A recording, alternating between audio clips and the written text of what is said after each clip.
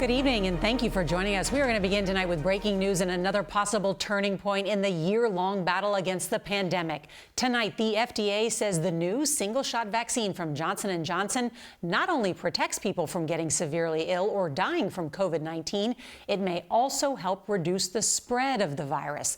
The new analysis paves the way for the vaccine to be given emergency authorization by the end of this week. And it means 4 million doses could ship out nationwide in days, giving the U.S. another vaccine and one that's easier to store and administer. Still, there are some concerns tonight. Production delays have forced the company to slash the number of doses it promised the government it would deliver by the end of next month, meaning it could still be months before many Americans have access to that new shot.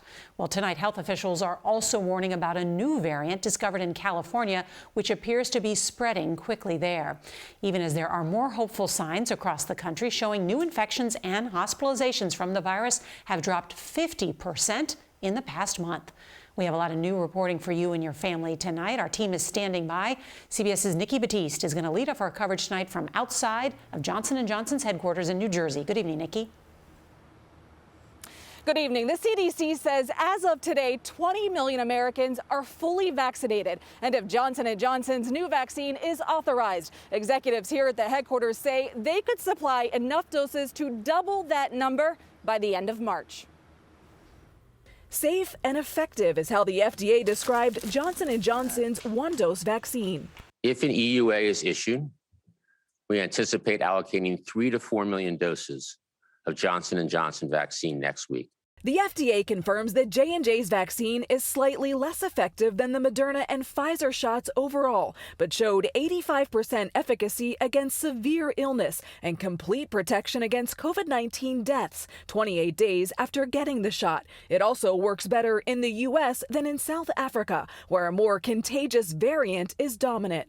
Johnson & Johnson's vaccine only needs to be kept at normal refrigeration temperatures and stored for 3 months. I think the Johnson & Johnson vaccine is a very important new development. It does show very, very good protection against serious illness, hospitalization, and deaths. To keep down infections, the Biden administration is planning to ship 25 million masks to community health centers and food banks.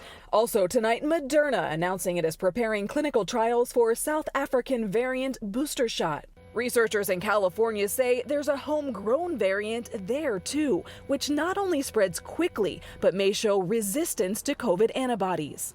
We are in a race against time. Dr. Michael Osterholm says the U.S. should rethink how it delivers vaccines to get needles into arms as quickly as possible.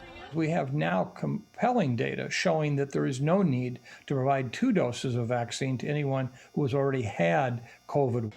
But there is good news. Lucia DeClark was diagnosed with COVID last month on her 105th birthday, the same day she received her second dose of the Pfizer vaccine.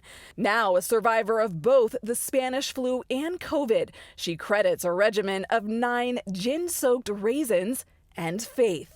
Pray, pray, pray, and don't eat junk food.